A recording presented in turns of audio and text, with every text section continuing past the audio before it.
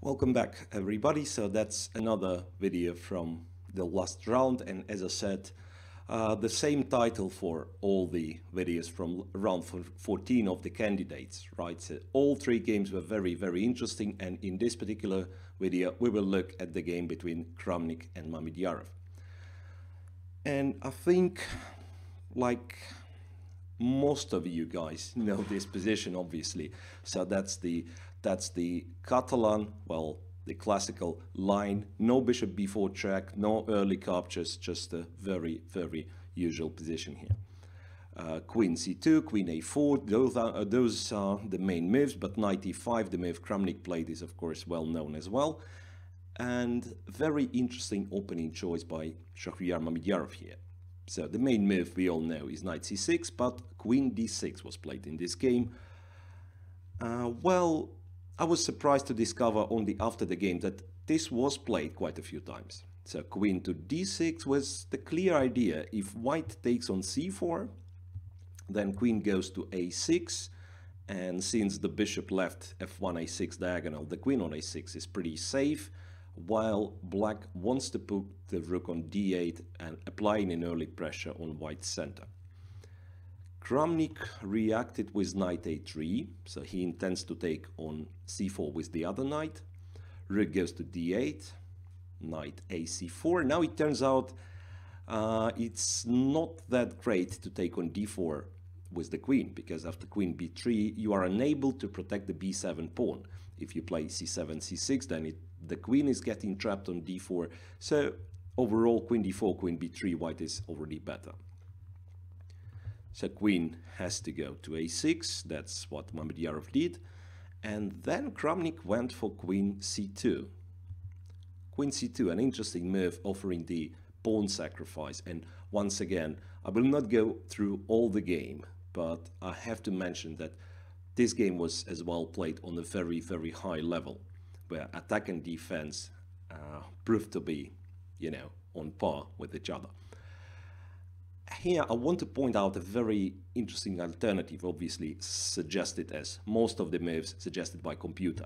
Right, bishop g5, well, why not developing the bishop, and then after h6, white can try to play f4.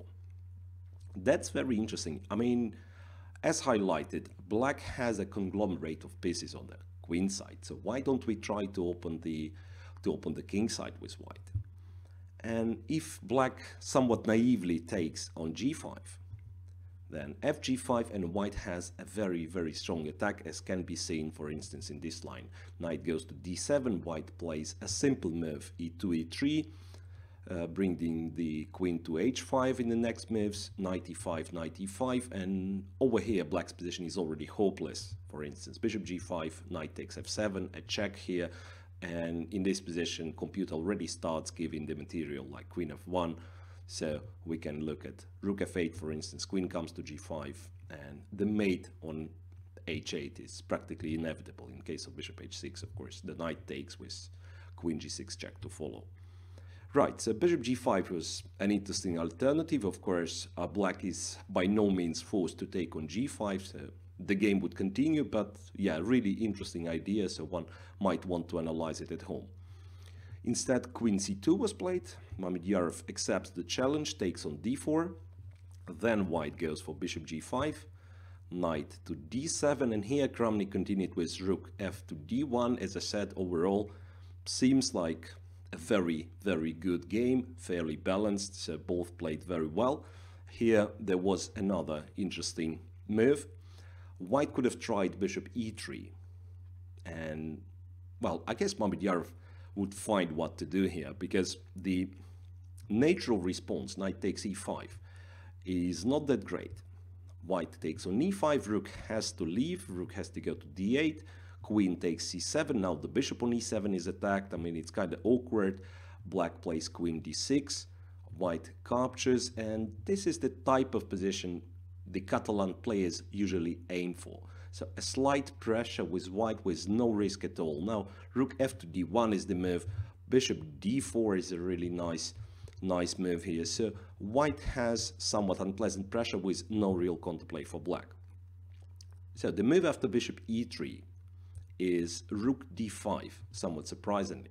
Sacrificing an exchange, and even more so, after knight takes d7, black has to recapture with the knight. This is important. So knight d7, and it turns out if white takes on d5, which he probably should not do, bishop d5, e d5, yet the knight from d7 covers the e5 square. That's a key here. So white knight has to go back, and then after c5, black has more than sufficient compensation for an exchange. So a pawn and a bishop, very strong central pawns, potentially d4 is coming, right? And whenever black accomplishes the development, he's just better. After rook d1, rook takes d1, rook d1 happen, exchange on e5, queen a5, and I think we stop right here. Once again, I have to stress that this game, after a pawn checking with the engine, proved to be of a very high quality.